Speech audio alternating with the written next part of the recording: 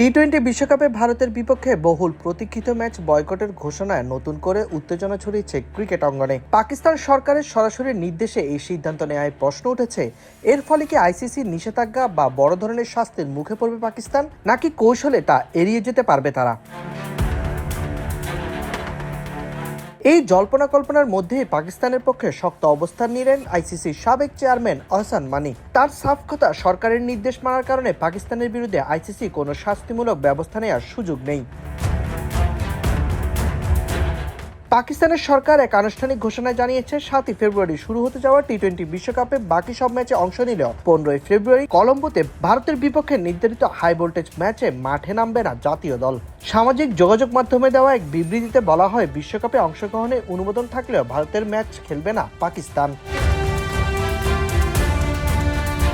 এই প্রসঙ্গে দেওয়া এক সাক্ষাৎকারে আহসান মানি বলেন, সরকারের নির্দেশ মেনে চলে পাকিস্তানের বিরুদ্ধে কোনো শাস্তি দেওয়া যাবে না। 2025 সালের চ্যাম্পিয়ন্স ট্রফিতে পাকিস্তানে গিয়ে খেলতে ভারত অস্বীকৃতি জানিয়েছিল একই যুক্তিতে। এখানে দ্বৈত মানদণ্ড চলতে পারে না। সমস্যার সমাধান না করে আইসিসি কেবল দর্শকের ভূমিকায় দাঁড়িয়ে আছে।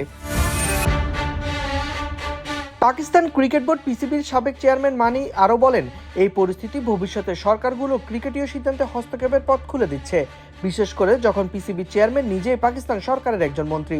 তবে পাকিস্তান সরকার এই ঘোষণার স্বস্তিতে নেই আইসিসি। ক্রিকেট নিয়ন্ত্রণ সংস্থাটি সতর্ক করে জানিয়েছে, নির্ধারিত কোনো ম্যাচে অংশ না নেওয়ার সিদ্ধান্ত শাস্তিমূলক পরিণতি ডেকে আনতে পারে। আইসিসির দাবি, তারা এখনও পিসিবির কাছ থেকে আনুষ্ঠানিক কোনো লিখিত বার্তা পায়নি। তবে এমন সিদ্ধান্ত একটি বৈশ্বিক ক্রীড়া আসরের মূলনীতির সঙ্গে সাংঘর্ষিক। এক বিবৃতিতে আইসিসি জানায়, পাকিস্তান ক্রিকেট বোর্ড যেন এই সিদ্ধান্ত দীর্ঘমেয়াদী প্রভাব বিবেচনা করে।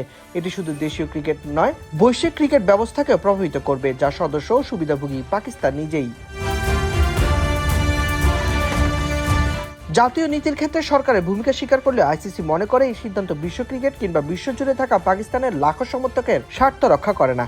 সংস্থাটি জানিয়েছে, তারা সব পক্ষের স্বার্থের একটি পারস্পরিক গ্রহণযোগ্যতার সমাধান চায়, যাতে টুর্নামেন্টের সুষ্ঠু আয়োজন ব্যাহত না হয়। এদিকে বিশ্বকাপে পাকিস্তানের সূচি অনুযায়ী তারা 7 ফেব্রুয়ারি নেদারল্যান্ডের বিপক্ষে মাঠে নামবে। এরপর 10 ফেব্রুয়ারি যুক্তরাষ্ট্র ও 18 ফেব্রুয়ারি নামিবিয়ার মুখোমুখি হবে তারা।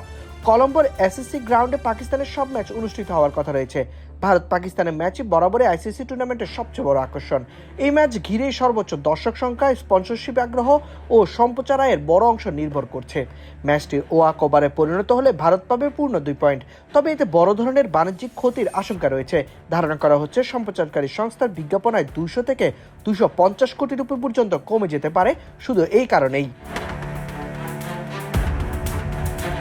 আহসান মনির মতে, এই ঘটনায় পাকিস্তানের বিরুদ্ধে আনুষ্ঠানিক শাস্তি হওয়ার সম্ভাবনা কম। তবে আইসিসি চাইলে অর্থনৈতিক কিংবা প্রশাসনিক কিছু পদক্ষেপ নিতেই পারে, এবং এই ম্যাচ ঘিরে বিকল্প সমাধানও বিবেচনায় রাখছে ক্রিকেটের সর্বোচ্চ সংস্থাটি। সাইদ ইবনে শামস, বিডি ক্রিক টাইম।